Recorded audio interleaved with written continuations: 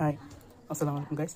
কেমন আছেন আপনারা সবাই? তো গাইস, এখন আমরা কথা বলবো Xiaomi ব্র্যান্ডের ব্যাপারে। তো গাইস, 2017 থেকে 2016-17 সালের আগ পর্যন্ত যখন Xiaomi লেজেন্ডারি স্মার্টফোনগুলো যখন বাজারে না এসেছিল, তখন কিন্তু আপনার উম, এই স্মার্টফোন ব্র্যান্ডগুলোকে নিয়ে কিন্তু আপনার কখনোই কিন্তু এই ধারণা ছিল না যে এরা এক সময় অলমোস্ট প্রায় পিসি লেভেলের পারফরমেন্স ডেলিভারি করতে পারবে। মানে আপনি দেখুন যে এখন স্মার্টফোন কোথায় চলে যাচ্ছে, 2 থেকে এই সেন্টিমিটার, যদিও চাইনিজ স্মার্টফোনগুলো 3 ন্যানোমিটার এর প্রসেসর দিয়ে এখনও ফোন আনতে পেরেছে, কিন্তু এটি আমরা সহজেই বুঝতে পারছি যে এখন স্যামসাং এর পাশাপাশি এখন চাইনিজ স্মার্টফোনগুলো 2 ন্যানোমিটারের প্রসেসরযুক্ত ফোন আনতে চলছে। এর মাধ্যমে স্মার্টফোনের ক্যাপাবিলিটি ও কর্মসক্ষমতা আরও আপনার কয়েক গুণ এগিয়ে যাবে।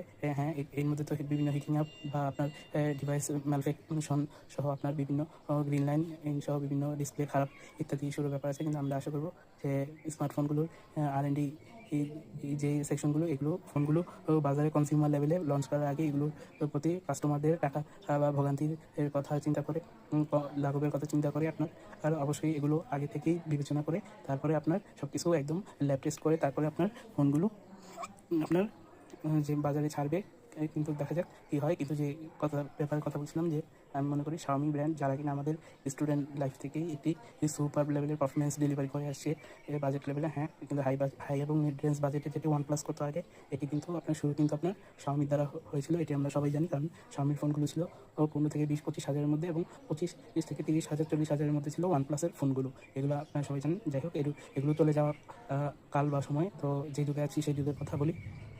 তো গাইস, আমি মনে করি যে Xiaomi উচিত Xiaomi যে সিরিজটি রয়েছে বা আপনার রেডমি সিরিজটি রয়েছে, এই রেডমি সিরিজটি কিন্তু একসময় ছিল আউট অ্যান্ড আউট 15-20 হাজারের মধ্যে, কিন্তু এটি কিন্তু অলমোস্ট কিন্তু এখন কিন্তু দেখা যাচ্ছে যে আপনার রেডমি কে সিরিজ আপনার অলমোস্ট প্রায় বাজেট হাই মিড রেঞ্জে চলে গেছে, অলমোস্ট প্রায় ফুল ফ্ল্যাগশিপ কিলারের জোনে এখন এটি চলে যাচ্ছে। আপনারা জানেন যে অ্যাজ ইউজুয়াল যেটা বলেছিলাম, চিপ শর্টেজ, কিন্তু এর মধ্যে আপনার আরেকটি বিষয় হলো আপনার আর যে রেডমির যেই নাম্বার সিরিজ বা রেডমি 1234 নোট সিরিজটি রয়েছে, আপনার এই সিরিজটির মাধ্যমে কিন্তু Xiaomi উচিত যে আপনার সেই আগের মতো পারফরমেন্স ডেলিভারি করা, কারণ এই বাজেটের ফোনের কিন্তু এখনও কিন্তু বাংলাদেশ ইন্ডিয়াতে কিন্তু এখনও জনপ্রিয়তা রয়েছে, এবং এই ফোনগুলো কিন্তু আমাদের স্টুডেন্ট লাইফে আসলে খুবই দরকার। বিভিন্ন পড়াশোনার কাজে এবং আপনার বিভিন্ন অ্যাসাইনমেন্ট এবং হোমওয়ার্কের কাজে কিন্তু এই ধরনের ফোনগুলো আমাদেরকে অনেক সাহায্য করে থাকে।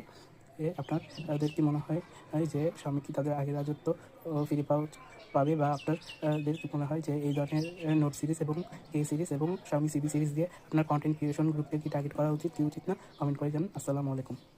এবং আমাদের পাশে থাকার জন্য ভিডিওটি ভালো লাগলে ভিডিওতে লাইক, কমেন্ট, শেয়ার এবং আমার ইউটিউব এবং সোশ্যাল মিডিয়া সাইটগুলোতে ফলো এবং সাবস্ক্রাইব করে পাশে থাকবেন। আসসালামু আলাইকুম।